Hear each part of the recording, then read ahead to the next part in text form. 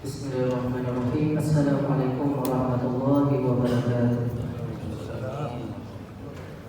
Kami dari pengurus Masjid Fathul Karim Buin Aranidi ingin menyampaikan dua pengumuman kepada sidang jamaah sekalian. Yang pertama, Rektor Buin Aranidi mengundang kehadiran para jamaah dan keluarga besar Buin Aranidi untuk berhadir di Masjid Fathul Karim pada hari Rabu tanggal 21 September 2022 pukul 7 waktu Indonesia Barat setelah salat maghrib untuk sama-sama kita melakukan salamiyah kepada almarhum Profesor Azimuddin Azra, mantan Rektor UIN Syarif Hidayatullah yang baru saja meninggal dunia beberapa hari yang lalu.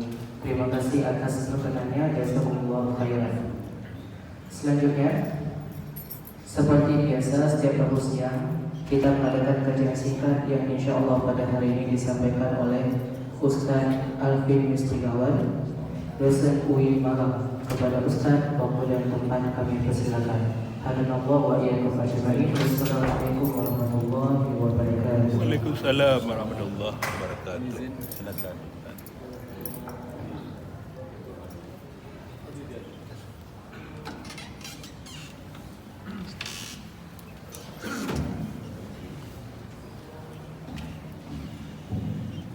Bismillahirrahmanirrahim. Assalamualaikum warahmatullahi wabarakatuh. Alhamdulillahirabbil alamin. Wassalatu wassalamu ala asyrofil anbiya'i wal mursalin sayyidina wa maulana Muhammadin wa ala alihi washabbihi ajma'in. Amma ba'd. Ya kami hormati, kami muliakan para pimpinan di lingkungan UIN Al-Hariri, yang kami hormati, kami muliakan para guru besar, para masyayikh, para dosen di lingkungan UIN Al-Hariri, dan adik-adik semuanya, mahasiswa yang hadir pada siang hari ini. Pertama-tama, marilah kita panjatkan puji syukur kita kepada Allah Subhanahu wa taala yang telah memberikan kesempatan yang sangat luar biasa. Kita masih diberikan kesempatan untuk sholat, bersujud kepada Allah pada siang hari ini dalam keadaan yang sangat luar biasa ini, sehat walafiat. Yang kedua, salawat serta salam semoga tetap tercurah kepada junjungan kita besar Muhammad sallallahu alaihi wasallam, serta keluarga, sahabat dan para pengikutnya. Jamaah sholat zuhur yang kami muliakan, saya ini kan hari ini kena tol, tapi saya ingat pesan agama bahwa al-ghuyub kal-mayyit gitu, bahwa tamu itu seperti mayit. Jadi saya ditodor oleh Ustaz Hatib untuk menggantikan beliau. Karena waktu saya datang ke sini, kebetulan ada kegiatan di LPM, saya niatkan memang bahwa saya ke sini bukan untuk memberikan materi, tapi saya belajar dari rumah di sini, sehingga ya saya anggap ini adalah muhadharah seperti di pesantren dulu untuk bisa menyampaikan beberapa hal yang ada di sini. Jamaah sholat zuhur yang kami muliakan, pada siang hari ini saya akan menyampaikan beberapa yang terkait dengan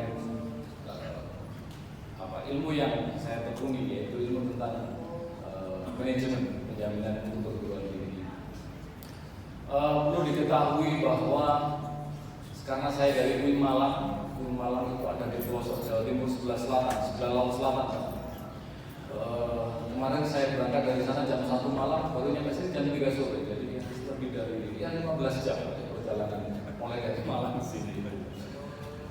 Dan saya mau bercerita sedikit tentang apa yang menjadi filosofi kami di UIN Malang, seperti yang disampaikan oleh Prof. Imam Suprayo, dan menjadi filosofi pengembangan keilmuan itu. Dan saya kira filosofi pengembangan keilmuan itu menjadi sangat cocok dan relevan ketika saya berdiskusi dengan Bapak Ibu yang ada di tempat LPM tadi. UIN Malang memiliki filosofi pengembangan keilmuan, yaitu ulul albab. Kebetulan saya juga menulis disertasi terkait dengan ulul albab, jadi menyusun instrumen pengukuran evaluasi penjaminan mutu yang berbasis ulul albab. Tapi ada salah satu dari sekian ayat ulul albab yang ada di Al-Quran itu yang menjadi highlight di UIN Maulana, yaitu surat Al-Imran ayat 190-191. Bunyi ayatnya adalah A'udzubillahi minasyaitonir rajim. Bismillahirrahmanirrahim. Inna fi khalqis samawati wal ardi wa ikhtilafil laili wan nahari laayatin liulil albab. Ini penegasan yang sangat luar biasa. Siapa ulul albab? Alladzina yadhkuruna Allaha qiyaman wa qu'udan wa 'ala junubihim wa yatafakkaruna fi khalqis samawati wal ardi. Rabbana ma khalaqta hadza batila subhanaka faqina 'adzabannar. Saya kalau setiap membaca ayat ini, saya seperti, karena dosen juga, seperti ada message yang sangat kuat kepada kita semuanya, bahwa kita sebagai manusia yang konon katanya memang kita dibekali akal, tapi kadang-kadang kita abai terhadap akal yang dianugerahkan Allah kepada kita, yaitu kita abai, tidak melihat, tidak bisa menyaksikan meskipun mata kita terbuka, telinga kita terbuka dengan ciptaan-ciptaan Allah yang ada di sini. Nah, di sini ada 3 positioning yang sangat menarik, yaitu adalah ketika kita berdiri. Posisi manusia kan berdiri, duduk, dan tidur. Ada posisi yang lain? Miring? Enggak. Posisinya kan 3-3 ini. Artinya bahwa kita disuruh secara terus-menerus untuk memikirkan ciptaan-ciptaan Allah yang ada di langit dan ada di bumi. Dan terakhir itu kan ada Rabbana ma khalaqta hadza batilan subhanaka faqina 'adzabannar. Dan itu adalah penegasan-penegasan bagi kita semua. Oke. Kalau saya bercerita di perguruan tinggi yang lain, saya bercerita, bayangkan Al-Quran yang itu kadang-kadang ada di depan kita, yang ada di lemari-lemari kita, berjumlah 6.666 ayat. Malah filosofinya itu diambil dari ayat yang Al-Imran 190, 191 aja, bisa menjadi seperti itu. Nah, filosofi itu dikembangkan bahwa produk cita-cita kami itu adalah bagaimana melahirkan lulusan memiliki kedalaman spiritual, keagungan akhlak, keluasan ilmu, kematangan profesional, gitu yang minimal. Yang saya menceritakan di sini terkait dengan penjaminan mutu. Perlu diketahui bahwa kita sekarang ini mengalami sebuah fase. Fase kita itu fase apa? Fase ketidakpastian. Gak ada yang gak pasti. Tapi memang sejak dulu di dunia juga ada yang gak pasti. Yang pasti hanya Allah yang pasti. Tapi di dunia tidak ada yang pasti. Ketidakpastian itu semakin lama semakin kencang pada saat ini. Perubahannya semakin tidak bisa ditebak. Dengan adanya COVID-19 mulai 2019 sampai saat ini, nggak ada yang bisa ditebak. Kalau dulu itu banyak orang itu bekerja untuk menyandarkan ekonomi keluarganya di perusahaan-perusahaan, di kantor-kantor yang besar, banyak PHK buktinya. Sekarang banyak bersandar kepada siapa? Kalau bahasa kami orang Jawa Timur, bersandar pada mak-mak berdaster. Hari ini mak-mak berdaster itu yang menjadi penyelamat ekonomi keluarga banyak. Dengan adanya toko online dan lain-lain itu, bahwa telah berubah ngomong terkait ini.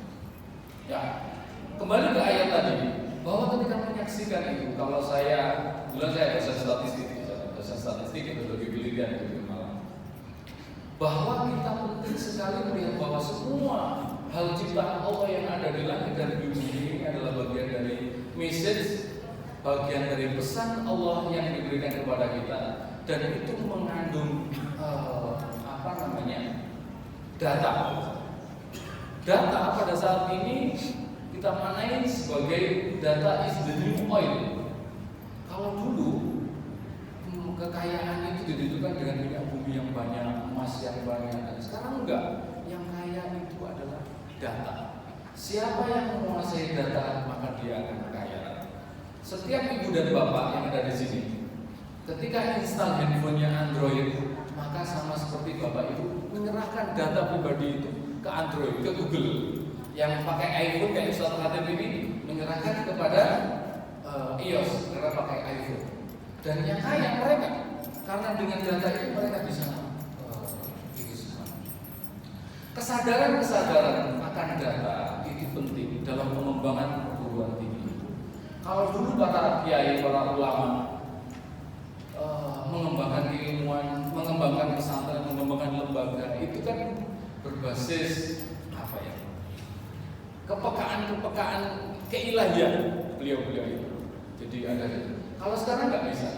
Kalau sekarang kita yang makomnya masih makom syariat seperti ini, kalau kita ya, itu ya harus berbasis data. Oleh karena itu kebenaran data menjadi hal yang sangat penting. Terus terkait dengan hal yang lain lagi, bahwa kita harus menjadi yang otentik, menjadi diri sendiri dalam pengembangan kelembagaan kita. Ada dalil man arafa nafsahu faqad arafa rabbahu. Siapa dia yang tahu dirinya, maka dia akan tahu Tuhannya. Begitu juga organisasi. Ketika organisasi itu tahu konteks dirinya, organisasi itu tahu profil dirinya, tahu kelemahan dirinya, tahu kelebihan dirinya, apa potensi yang bisa dilanjutkan, maka dia akan bisa mencapai visi organisasi itu. Kita perlu menjadi organisasi autentik. Dan saya ketika masuk ke dalam kampus ini merasakan vibrasi, getaran-getaran yang sangat luar biasa dari UIN Arandiri. Sore kemarin saya diajak Ustaz Fatih untuk karena saya orang Jombang, saya asli Jombang, tinggal di Malang. Saya sowan ke bahasanya sowan ke ke makam Syekh Kuala di sana. Bagaimana dulu beliau itu, bagaimana kalau dulu saya kecil baca ya, Samudra Pasai, penyebaran Islam, Serambi Mekah dan lain sebagainya. Bagaimana Islam itu ya dimulai dari sini, dakwah itu adalah dimulai dari sini. Dan hari ini adalah saya merasakan bahwa UIN Arandiri memiliki peran yang sangat strategis pada pengembangan nilai-nilai keislaman di bumi Nusantara melalui perguruan tinggi keagamaan di Islam yang ada di sini. Jadi seperti itu. Jadi